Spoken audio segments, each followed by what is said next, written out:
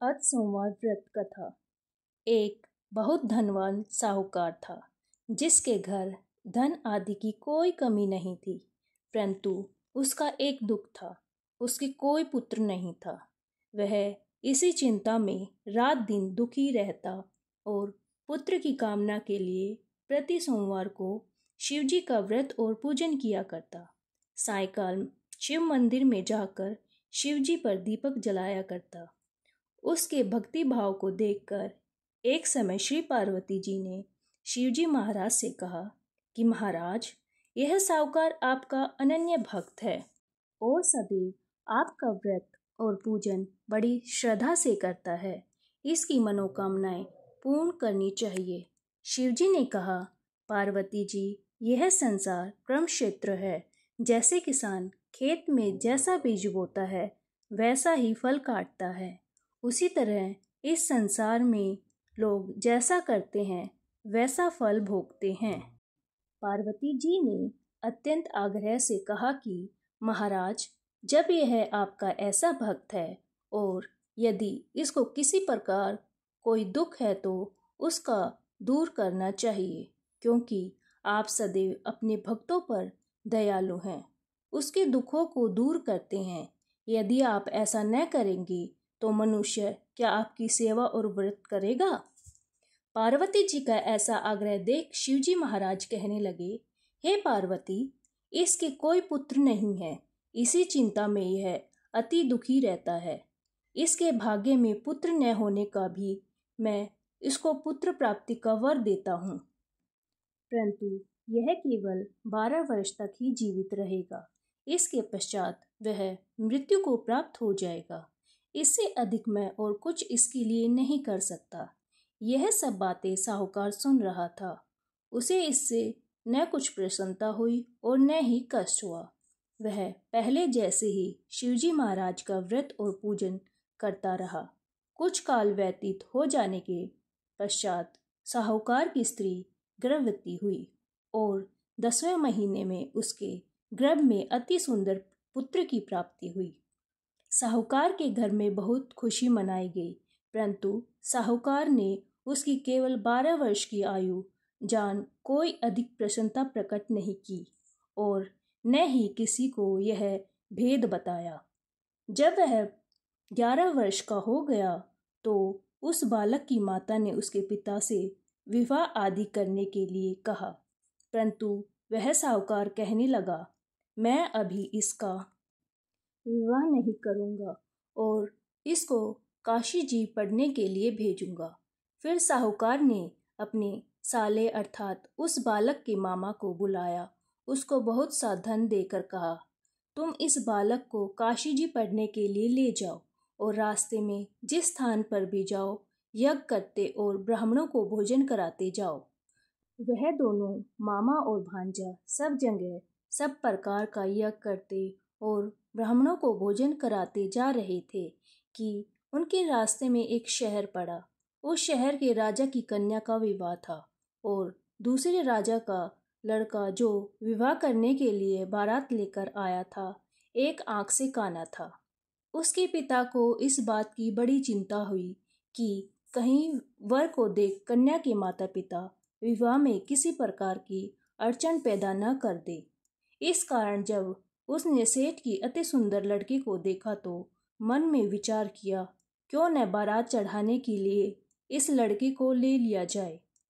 राजा ने उस लड़के के मामा से यह बात कही तो मामा ने स्वीकार कर ली। राजा ने लड़की को वर के कपड़े पहनाए तथा घोड़ी पर चढ़ा बारात चढ़ाने को ले गए। वहां बड़ी सुंदरता से सब कार्य हो गए। वर के पिता ने सोचा, अगर विवाह कार्य भी लड़के से करा दिया जाए तो क्या बुराई है। ऐसा विचार कर लड़के और उसके मामा से उसने कहा कि आप फेरों और कन्यादान के भी काम करो तो आपकी कृपा होगी, हम इसके बदले बहुत धन दे देंगे। उन्होंने स्वीकार कर लिया और विवाह कार्य भी अच्छी प्रकार से हो गया। परंतु जिस समय लड़का जाने लगा तो उसने राजकुमारी के चुनरी के पल्ले पर लिख दिया कि तेरा विवाह मेरे साथ हुआ है। परंतु जिस राजकुमार के साथ तुमको भेजेंगे वह कान्हा है। मैं तो काशी जी पढ़ने जा रहा हूँ।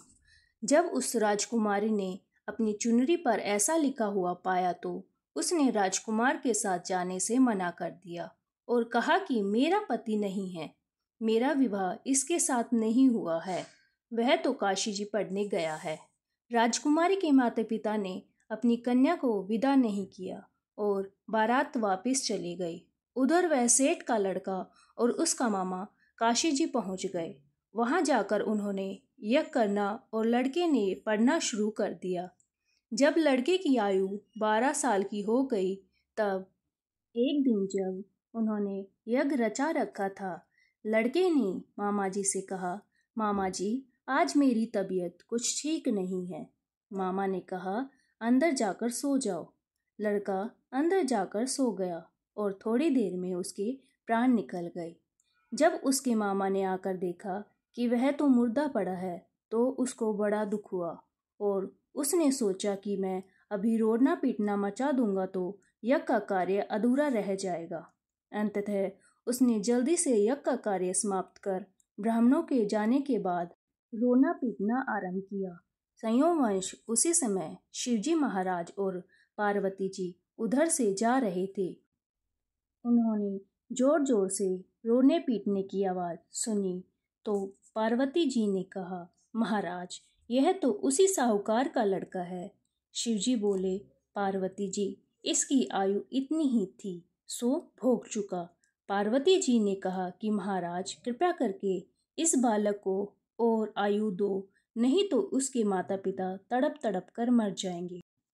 पार्वती जी के इस प्रकार बार बार आग्रह करने पर शिवजी ने उसको जीवन वरदान दिया और शिवजी महाराज की कृपा से लड़का जीवित हो गया। शिव पार्वती जी कैलाश चले गए। इधर लड़का और मामा उसी प्रकार यज्ञ करते हुए अपने घर की ओर चल पड़े। रास्ते में उसी शहर में आए जहाँ विवाह हुआ था। वहाँ पर आकर उन्होंने यज्ञ आरंभ कर दिया तो लड़के को ससुर ने पहचान लिया और अपने महल में ले जाकर बड़ी खातिर की। साथ ही बहुत दास दासियों के सहित आदरपूर्वक लड़की और जमाई को विदा किया।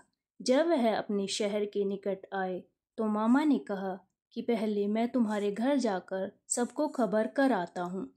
उस समय लड़के के माता पिता अपने घर की छत पर बैठे हुए थे और उन्हें यह प्रण कर रखा था कि यदि हमारा पुत्र सहकुशल घर पर आ गया तो राजी खुशी नीचे उतर आ जाएंगे, नहीं तो छत से गिरकर अपने प्राण खो देंगे। इतने में उस लड़के के मामा ने जाकर यह समाचार दिया कि उनका पुत्र घर आ गया है, परंतु उनको विश्वास नहीं आया। तब उसके मामा ने शपथ पूर्वक कहा कि आपका पुत्र अपनी स्त्री के साथ बहुत सारा धन साथ में लेकर आया है। तो सेठ ने आनंद के साथ उनका स्वागत किया। अब वे सब बड़ी प्रसन्नता के साथ रहने लगे। इस प्रकार जो कोई भी सोमवार के व्रत को धारण करता है अथवा इस कथा को पढ़ता है और सुनता है, उसके भी सब दुख दूर होकर उनकी समस्त मनोकामनाएं पूर्ण होती हैं।